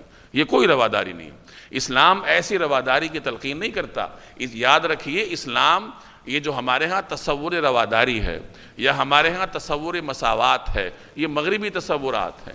اسلام کی تشریح اور ہے۔ اسلام عدل کا قائل ہے، عدل انصاف ہے۔ مسلمان کے ساتھ آپ کا طرز عمل اور ہوگا، منافق کے ساتھ ایک مومن کا طرز عمل اور ہوگا۔ منافق کے مختلف صورتیں ہوں گی، اس کے مختلف حرکتیں ہوں گی، اس کی مختلف حرکتوں کا جواب مسلمان فرد اور مسلمان ریاست کی جانب سے مختلف آئے گا۔ وَمَأْوَاهُمْ جَهَنَّمْ، ان کا ٹھکانہ جہنم ہے، وَبِئْسَ الْمَصِيرُ، اور وہ بہت برا ٹھکانہ ہے۔ يَحْلِفُونَ بِاللَّهِ مَا قَالُوا، یہ لوگ اللہ کی قسمیں کھا جاتے ہیں۔ يَحْلِفُونَ بِاللَّهِ مَا قَالُوا، یہ لوگ اللہ کی قسمیں کھا جاتے ہیں، اور کیا کہتے ہیں؟ وَلَقَدْ قَالُوا كَلِمَةَ الْكُفْرِ، حالانکہ انہوں نے کفر کی بات کہی ہے۔ یحلفون باللہ، یہ لوگ اللہ کی قسمیں کھاتے ہیں، ما قالو، کہ انہوں نے فلاں بات نہیں کہی، مکرتے ہیں۔ وَلَقَدْ قَالُوا كَلِمَةَ الْكُفْرِ، حالانکہ انہوں نے کفر کی بات کہی ہے۔ وَكَفَرُوا بَعْدَ إِسْلَامِهِمْ، اور اپنے اسلام لانے کے بعد انہوں نے کفر اختیار کر لیا ہے۔ وَهَمُّوا بِمَا لَمْ يَنَالُوا، انہوں نے وہ کام کرنے کا ارادہ کر لیا تھا جس میں یہ کامیابی حاصل نہ کر سکے۔ یہاں دو باتیں ارشاد فرمائی، ایک تو یہ کہ انہوں نے کفریہ کلمات کہے ہیں، اب یہ انکار کر رہے ہیں۔ منافقین ہمیشہ اپنی مجلسوں میں اس قسم کی باتیں کرتے تھے۔ مختلف واقعات سیرت کی کتابوں میں موجود ہیں، جیسے ایک غزوے کے سفر میں ایک مرتبہ ایک ایسا واقعہ درپیش ہوا جس میں عبداللہ بن ابی جو رئیس المنافقین تھا، اس نے جناب رسول اللہ صلی اللہ علیہ وسلم اور مسلمانوں کے بارے میں بہت سخت گستاخانہ کلمات کہے، اور جب اس سے باز پرس کی گئی تو وہ مکر گیا، اس نے کہا میں نے کہی ہی نہیں ہے۔ یہی منافقین کا طرز عمل تھا۔ تو اللہ یہی فرما رہا ہے کہ یہ کہتے ہیں کہ ہم نے نہیں کہا، حالانکہ انہوں نے کہا ہے۔ انہوں نے ظاہری اسلام کے دعوے کے بعد، اسلام کے بظاہر دعوے کے بعد کفر کا ارتکاب کیا ہے، پہلی بات یہ۔ اور دوسری بات، انہوں نے وہ کام کرنے کا ارادہ کر لیا تھا جس میں یہ کامیابی حاصل نہ کر سکے۔ مفسرین فرماتے ہیں کہ منافقین ہمیشہ اسلام کے خلاف سازشیں کرتے رہتے تھے، مختلف سازشیں وہ کر چکے تھے جس میں وہ کامیاب نہ ہو سکے۔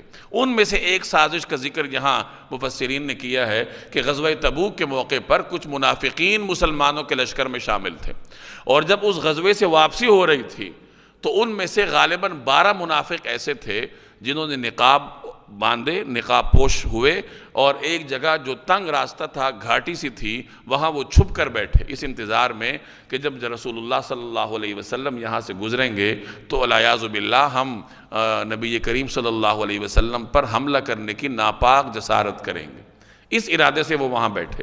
جب رسول اللہ صلی اللہ علیہ وسلم تشریف لا رہے تھے تو آپ کے ساتھ حضرت حذیفہ اور حضرت عمار، یہ 2 صحابی تھے۔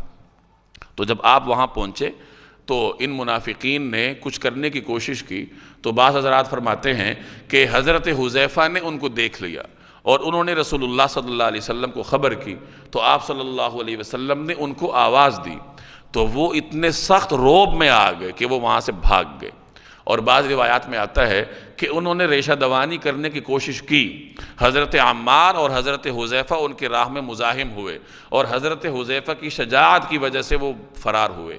انہوں نے نقاب اوڑے ہوئے تھے، کسی نے ان کو دیکھا نہیں، لیکن نبی کریم صلی اللہ علیہ وسلم کو اللہ نے خبر کر دی، اور آپ صلی اللہ علیہ وسلم نے حضرت حذیفہ کو ان کے نام بتائے، لیکن ان کے خلاف کوئی کارروائی نہیں فرمائی، اور جب بعد میں ان سے کہیں کسی نے پوچھا بھی تو انہوں نے انکار کیا، اور ان کے نام صرف حضرت حذیفہ کو معلوم تھے۔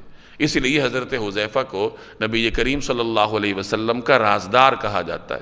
تو یہاں اس کا ذکر ہے وَهَمُّ، انہوں نے ارادہ کیا تھا بِمَا لَمْ يَنَالُوا، ایک ایسے کام کا جس میں یہ کامیابی حاصل نہ کر سکے۔ وَمَا نَقَمُوا إِلَّا أَنْ أَغْنَاهُمُ اللَّهُ وَرَسُولُهُ مِنْ فَضْلِهِ، اور انہوں نے صرف اس بات کا بدلہ لیا کہ اللہ اور اس کے رسول نے انہیں اپنے فضل سے مالدار بنا دیا۔ یہ منافق پہلے غریب تھے، اور غزوات میں مسلمانوں کو مال غنیمت ملتا رہا۔ نبی کریم صلی اللہ علیہ وسلم جہاں عام مسلمانوں کو عنایت فرماتے تھے، وہاں ان منافقین کو بھی حصہ دیتے تھے، چونکہ یہ بھی مسلمانوں کی سوسائٹی کا حصہ تھے۔ تو مال غنیمت میں سے حصہ لے لے کر انہوں نے اپنے آپ کو امیر بنا لیا تھا، اچھے خاصے امیر ہو گئے تھے۔ تو اس کا ذکر ہے کہ یہ لوگ جو اسلام کے خلاف ریشہ دوانیاں کر رہے ہیں، یہ کیوں کر رہے ہیں؟ یعنی یہ کس چیز کا بدلہ لے رہے ہیں؟ کیا اس چیز کا بدلہ لے رہے ہیں کہ اللہ اور اس کے رسول نے اپنے فضل سے ان کو غنی کر دیا ہے؟ فَإِن يَتُوبُوا يَكُ خَيْرًا لَهُمْ، اب اگر یہ توبہ کر لیں تو ان کے حق میں بہتر ہوگا۔ وَإِن يَتَوَلَّوْا، اور اگر یہ منہ موڑیں گے، يُعَذِّبْهُمُ اللَّهُ عَذَابًا أَلِيمًا فِي الدُّنْيَا وَالْآخِرَةِ، تو اللہ ان کو دنیا اور آخرت میں دردناک عذاب دے گا۔ وَمَا لَهُمْ فِي الْأَرْضِ مِن وَلِيٍّ وَلَا نَصِيرٍ، اور روئے زمین میں ان کا نہ کوئی یار ہوگا نہ مددگار۔ وَمِنْهُمْ مَنْ عَاهَدَ اللَّهُ، اور انہی لوگوں میں سے وہ بھی ہیں جنہوں نے اللہ سے یہ عہد کیا تھا، لَإِنْ آتَانَا مِنْ فَضْلِ، اگر اللہ اپنے فضل سے ہمیں نوازے گا، لَنَصَّدَّقَنَّ، تو ہم ضرور صدقہ دیں گے، وَلَنَكُونَنَّ مِنَ الصَّالِحِينَ، اور ہم یقیناً نیک لوگوں میں شامل ہو جائیں گے۔ یہ منافقین کے ایک طرز عمل کا بیان ہے کہ یہ عہد کرتے تھے کہ ہمیں اللہ مال دے دے تو ہم اللہ کے راستے میں خرچ کریں گے، لیکن جب مال مل جاتا تو پھر خرچ کرنے سے انکار کر دیتے تھے۔ یہاں مفسرین نے ایک واقعہ لکھا ہے کہ ثعلبہ بن حاطب نام کا ایک شخص تھا جو کلمہ گو تھا، مسلمانوں میں سے تھا ظاہری طور پہ۔ وہ رسول اللہ صلی اللہ علیہ وسلم کی خدمت میں حاضر ہوا اور اس نے درخواست کی کہ یا رسول اللہ، میرے لیے مالدار ہونے کی دعا کیجیے، اللہ سے دعا کیجیے اللہ مجھے مالدار کر دے۔ تو آپ صلی اللہ علیہ وسلم نے انکار فرمایا۔ بعض روایات میں آتا ہے کہ آپ نے فرمایا کہ یہ تو میں اپنے بارے میں بھی پسند نہیں کرتا، یعنی یہ دعا کرنا کوئی پسندیدہ نہیں ہے کہ اللہ مجھے مالدار کر دے۔ تو اس نے اصرار کیا، تو آپ نے اس سے یہ بھی فرمایا کہ دیکھو وہ مال جس پر تم اللہ کا شکر ادا کر سکو وہ بہتر ہے اس مال سے جس پہ تم شکر نہ کر سکو، یعنی اس مطالبے سے باز آ جاؤ۔ لیکن وہ اصرار کرتا رہا اور اس نے یہ کہا کہ اگر مجھے مال اللہ دے گا تو میں اس میں سے اللہ کے راستے میں خرچ کروں گا، حقداروں کو ان کا حق دوں گا۔ رسول اللہ صلی اللہ علیہ وسلم نے اس کے لیے دعا کی کہ اللہ اس کو مالدار کر دے۔ آپ صلی اللہ علیہ وسلم کی دعا قبول ہوئی، اللہ نے اسے مال دیا، بھیڑ بکریوں کی شکل میں، اس زمانے میں یہی مال تھا، تو جانوروں کی شکل میں اللہ نے اسے خوب مالدار کیا۔ اب جب اسے مال ملا تو اس مال کا پہلا اثر اس پہ یہ ظاہر ہوا کہ نمازوں میں وہ غیر حاضر رہنے لگا۔ بعض حضرات فرماتے ہیں کہ اب وہ صرف ظہر اور عصر میں آتا تھا، چونکہ مال کافی ہو گیا تھا تو وہ مدینہ سے باہر کسی جگہ اس نے اپنا ریوڑ اکٹھا کیا ہوا تھا، ظہر عصر کی نمازوں میں آتا تھا، باقی نمازوں میں نہیں آتا تھا۔ آہستہ آہستہ وہ بھی گئیں، صرف جمعہ میں آتا گیا۔ آہستہ آہستہ مال میں اور اضافہ ہوا تو جمعہ سے بھی جاتا رہا، جمعہ پڑھنا بھی چھوڑ دیا۔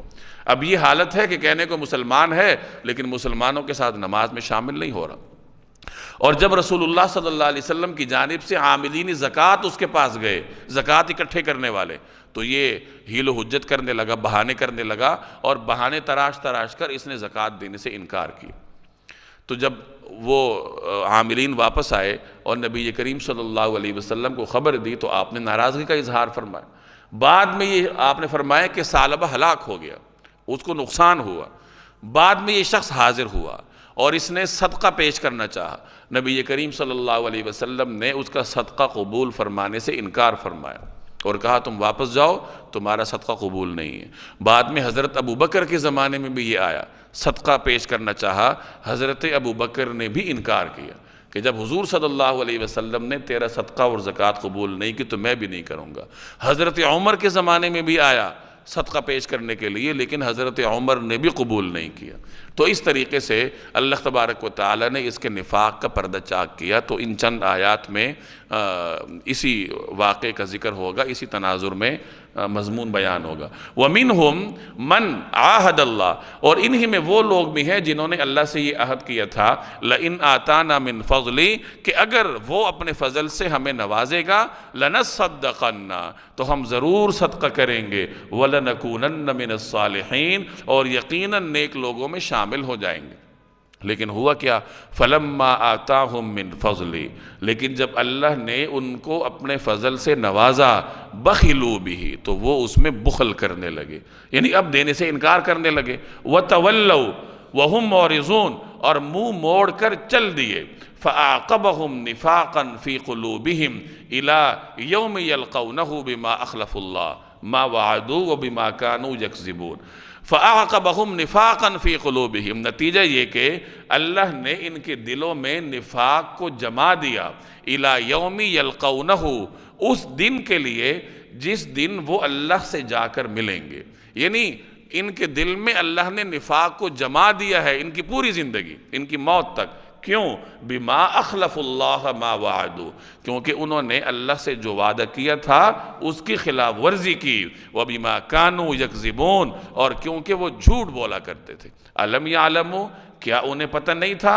ان اللہ یعلم، کہ اللہ تعالیٰ جانتا ہے، سرہم، ان کی پوشیدہ باتوں کو، ونجواہم، اور ان کی سرگوشیوں کو، وان اللہ علام الغیوب، اور یہ کہ اس کو غیب کی ساری باتوں کا پورا پورا علم ہے۔ یعنی یہ نہیں جانتے تھے کہ ان کے دلوں میں جو بھید ہیں اللہ اس کو جانتا ہے، اور یہ جو بظاہر جھوٹا وعدہ کر رہے ہیں کہ ہم اللہ کے راستے میں دیں گے، اللہ کو تو معلوم ہے کہ یہ نہیں دیں گے، تو یہ کس کو دھوکہ دینا چاہ رہے ہیں؟ الذین یلمزون المطوعین من المؤمنین فی الصدقات، منافقین کی ایک عادت بد یہ تھی کہ وہ مخلص مسلمانوں کے تھوڑے سے صدقے کا مذاق اڑاتے تھے۔ بعض صحابہ کرام ایسے تھے جو کہ تنگ دست تھے، مزدور پیشہ تھے، اور یومیہ بنیادوں پر وہ کچھ نہ کچھ اپنے لیے کماتے تھے، اس میں سے بھی وہ اللہ کے راستے میں پیش کرتے تھے۔ اب ظاہر ہے کہ جب ان کا دائرہ چھوٹا ہے، وسعت ان کی نہیں ہے، تو جو کچھ ان سے بن پڑے گا وہ اللہ کے راستے میں دیں گے، یہ تو ان کا اخلاص ہے۔ اور جناب رسول اللہ صلی اللہ علیہ وسلم ان صحابہ کرام کے تھوڑے پیش کیے ہوئے صدقے کو قدر کی نگاہ سے دیکھتے تھے، لیکن یہ منافقین ان کا مذاق اڑاتے تھے کہ یہ جو لے کر جا رہے ہو، صدقے میں دو گے، اس مٹھی بھر جو کا تم کیا کر لو گے، اس سے کیا فائدہ ہوگا، اس قسم کی طعنہ زنیاں کرتے تھے۔ اللہ اس کا جواب دے رہا ہے، الذین یلمزون المطوعین من المؤمنین فی الصدقات، جو خوشی سے صدقہ کرنے والے مومنوں کو بھی طعنے دیتے ہیں۔ یلمزون لم سے ہے طعنہ دینے والے۔ والذین لا یجدون الا جہدہم، اور ان لوگوں کو بھی جنہیں اپنی محنت کے سوا کچھ اور میسر نہیں ہے، یعنی وہ لوگ جو محنت کی وجہ سے تھوڑی بہت آمدن کماتے ہیں اور کچھ میسر نہیں ہے، اور اس میں سے بھی اللہ کے راستے میں دیتے ہیں، تو یہ منافق ان کا مذاق اڑاتے ہیں۔ فَيَسْخَرُونَ مِنْهُمْ، اس لیے وہ ان کا مذاق اڑاتے ہیں۔ سَخِرَ اللَّهُ مِنْهُمْ، اللہ ان کا مذاق اڑاتا ہے، یعنی یہ اللہ کے نیک بندوں کا مذاق اڑاتے ہیں، یہ مذاق نہیں اڑا رہے، اللہ ان کا مذاق اڑا رہے۔ اب اللہ تو مذاق سے پاک ہے، اللہ کا مذاق اڑانے کا مطلب یہ ہے کہ اللہ تعالیٰ ان کے مذاق اڑانے کی وجہ سے ان پر پکڑ کرے گا، یعنی یہ سمجھ رہے ہیں کہ ہم العیاذ باللہ ان مومنین کو ذلیل رسوا کر رہے ہیں، حالانکہ یہ خود ذلیل اور رسوا ہو رہے ہیں، یہی ان کے ساتھ مذاق ہو رہا ہے۔ وَلَهُمْ عَذَابٌ أَلِيمٌ، اور ان کے لیے دردناک عذاب تیار ہے۔ استغفر لہم، اے پیغمبر آپ ان کے لیے استغفار کریں، او لا تستغفر لہم، یا نہ کریں ان کے لیے استغفار۔ ان تستغفر لہم 70 مرہ، اگر آپ ان کے لیے 70 مرتبہ بھی استغفار کریں گے، فلن یغفر اللہ لہم، تب بھی اللہ انہیں معاف نہیں کرے گا۔ ذالک بانہم کفروا باللہ ورسولہ، یہ اس لیے کہ انہوں نے اللہ اور اس کے رسول کے ساتھ کفر کا رویہ اپنایا ہے۔ واللہ لا یہدی القوم الفاسقین، اور اللہ تبارک و تعالی نافرمان لوگوں کو ہدایت تک نہیں پہنچاتا۔ نبی کی شفاعت اللہ تعالیٰ ایمان والوں کے حق میں قبول کرتا ہے۔ یہ چونکہ منافق تھے، کافر تھے، ان کے دلوں میں کفر تھا، اس لیے رسول اللہ صلی اللہ علیہ وسلم سے فرمایا گیا کہ آپ ان کے لیے استغفار کریں یا نہ کریں، اللہ تبارک و تعالی ان کو معاف نہیں فرمائے گا، ان کی مغفرت نہیں ہوگی۔ آپ ان کے لیے 70 مرتبہ بھی استغفار فرمائیں گے، پھر بھی اللہ تبارک و تعالی ان کو معاف نہیں کرے گا۔ کیوں؟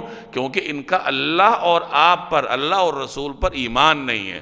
جب رسول پر ایمان نہیں ہے تو رسول کا استغفار ان کے حق میں معاون اور مفید بھی نہیں ہے۔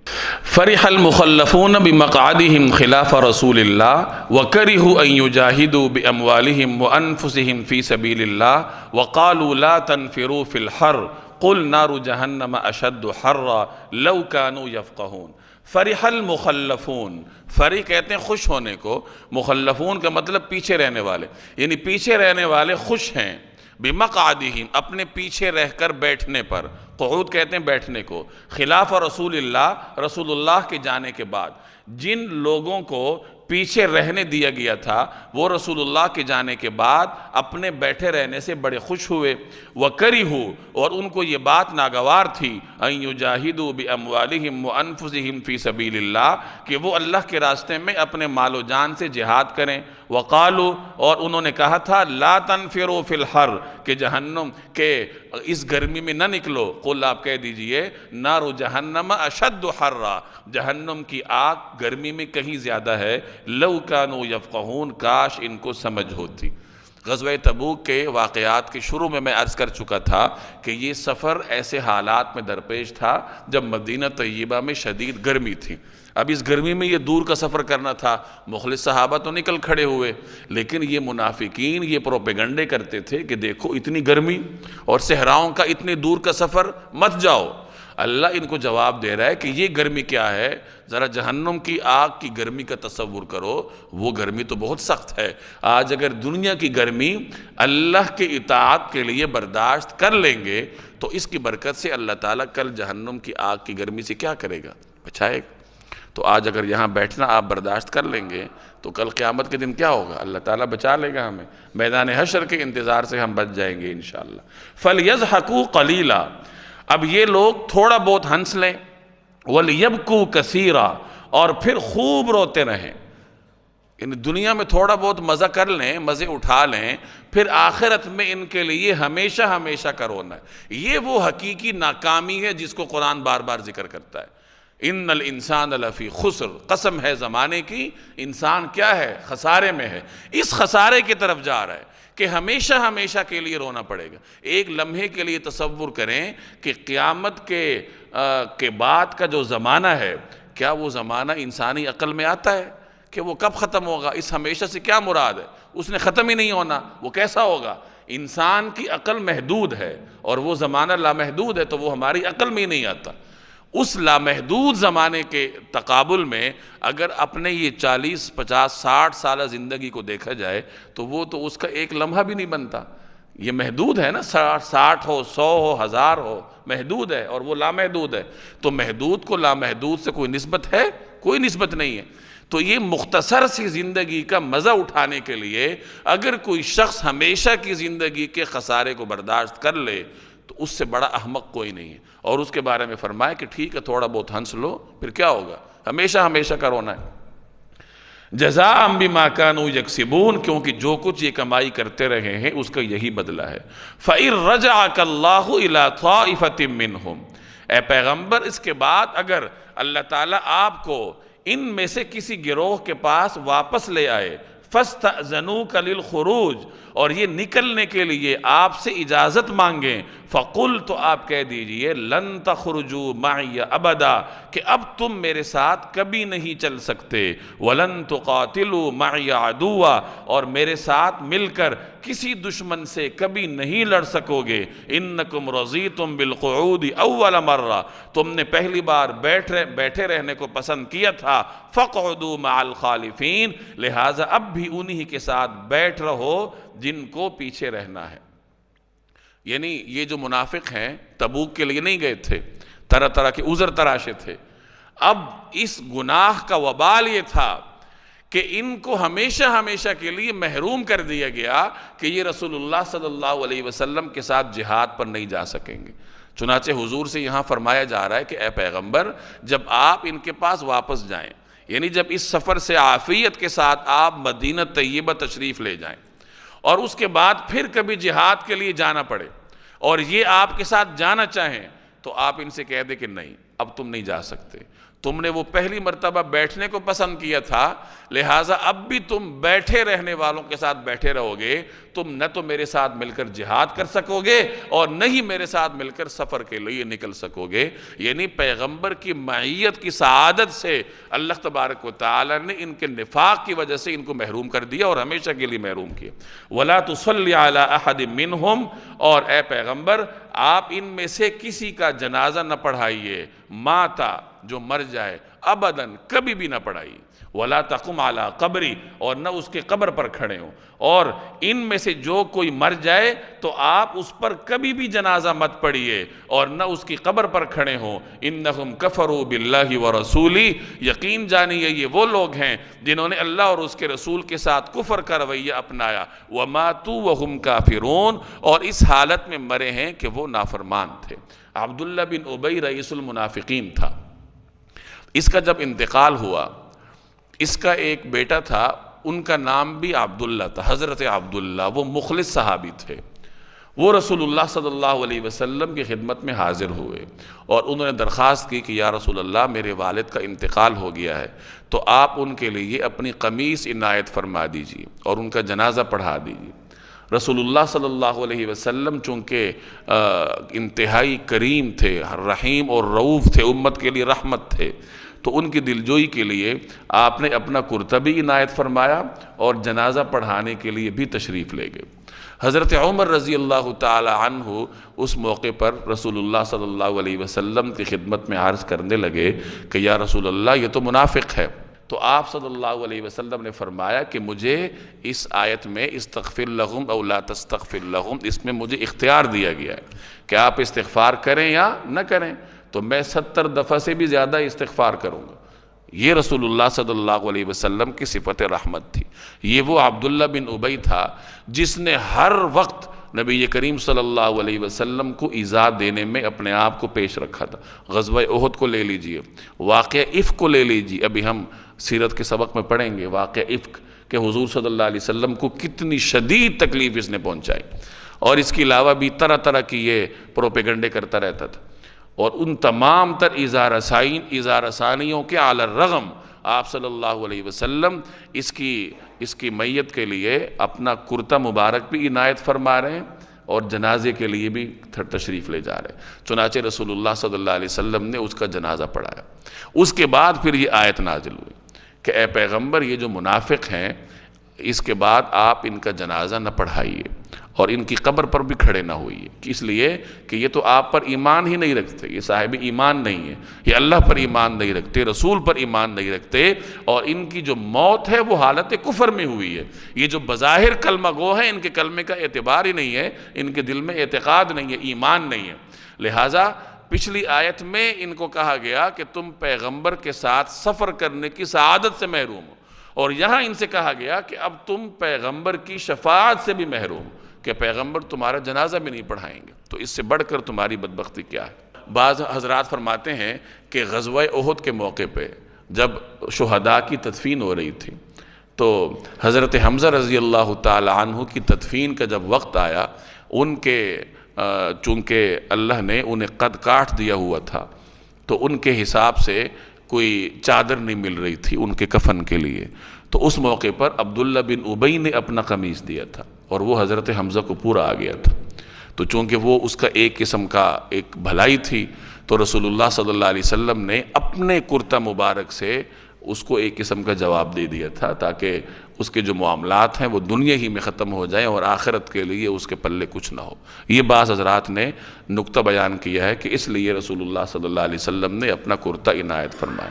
وَلَا تُعْجِبْكَ أَمْوَالُهُمْ وَأَوْلَادُهُمْ، اور آپ کو ان کے مال اور اولاد سے تعجب نہیں ہونا چاہیے۔ یہ پہلے بھی ہم پڑھ کر آئے ہیں کہ اگر اللہ تعالیٰ کسی نافرمان کو مال زیادہ دے دے یا اس کے پاس نفری زیادہ ہو اولاد کی شکل میں، ملازمین کی شکل میں، تو اس سے تعجب میں نہیں پڑنا چاہیے، وہ بھی اس کے لیے آزمائش ہوتی ہے کہ مال جو کہ انسان کی سہولت کے لیے ہوتا ہے وہی مال اس کے لیے مصیبت کا سبب بنتا ہے کہ پہلے مال کمانے کے لیے ساری توانائیاں لگاتا ہے، بچوں کا وقت بھی مال کو دے رہا ہے، آرام کا وقت بھی مال کمانے کو دے رہا ہے، اپنی زندگی حرام کی ہوئی ہے، اور پھر مال جب ضائع ہوتا ہے تو یہ ڈپریشن کا مریض بن جاتا ہے۔ تو وہ مال ان کے لیے سزا ہے۔ انما یرید اللہ تو یہ چاہتا ہے ان یعذبہم بہا فی الدنیا، کہ انہی چیزوں سے ان کو دنیا میں عذاب دے، اسی مال سے، اسی اولاد سے، وتزہق انفسہم وہم کافرون، اور ان کی جان بھی کفر ہی کی حالت میں نکلے۔ وَإِذَا أُنزِلَتْ سُورَةٌ، اور جب کوئی سورت نازل ہوتی ہے، ان آمنوا باللہ، یہ حکم لے کر کہ اللہ پر ایمان لاؤ، وَجَاهِدُوا مَعَ رَسُولِهِ، اور اس کے رسول کی رفاقت میں جہاد کرو، اسْتَأْذَنَكَ اُولُو الطَّوْلِ مِنْهُمْ، تو ان میں سے وہ لوگ جو اولو الطول ہیں، صاحب استطاعت ہیں، وہ آپ سے اجازت مانگتے ہیں، وَقَالُوا، اور کہتے ہیں، ذَرْنَا نَكُمْ مَعَ الْقَاعِدِينَ، ہمیں بھی ان لوگوں میں شامل ہونے دیجئے جو بیٹھے رہیں گے، رضو، یہ اس بات سے خوش ہیں، بِأَن يَكُونُوا مَعَ الْخَوَالِفِ، کہ پیچھے رہنے والی عورتوں میں شامل ہو جائیں، وَطُبِعَ عَلَىٰ قُلُوبِهِمْ، اور ان کے دلوں پر مہر لگا دی گئی ہے، فَهُمْ لَا يَفْقَهُونَ، چنانچہ وہ نہیں سمجھتے۔ یعنی خواتین جہاد میں جا نہیں سکتی، وہ معذور ہیں، یہ ہٹے کٹے ہیں، لیکن باوجود اپنی مردانگی کے یہ بیٹھنے والوں کے ساتھ اگر بیٹھنے پر خوش ہیں تو یہ اس پر خوش ہوتے نہیں، ان کو سمجھ نہیں ہے۔ لیکن الرسول، لیکن رسول، والذین آمنوا معہ، اور جو لوگ ان کے ساتھ ایمان لائے ہیں ان کا طرز عمل کیا ہے؟ تو فرمائے جاہدوا، انہوں نے جہاد کیا، بِأَمْوَالِهِمْ، اپنے اموال سے، وَأَنفُسِهِمْ، اور اپنی جانوں سے، وَأُولَئِكَ لَهُمُ الْخَيْرَاتِ، اور انہی کے لیے ساری بھلائیاں ہیں، وَأُولَئِكَ هُمُ الْمُفْلِحُونَ، اور یہی لوگ ہیں فلاح پانے والے۔ اب یہ تصور فلاح ہے قرآن کریم کا۔ اعد اللہ لہم، اللہ نے ان کے لیے تیار کر رکھا ہے جنات، ایسے باغات، تجری من تحتها الانہار، جن کے نیچے نہریں بہتی ہیں، خالدین فیہا، جن میں یہ ہمیشہ رہیں گے، ذالک الفوز العظیم، اور یہ بڑی زبردست کامیابی ہے۔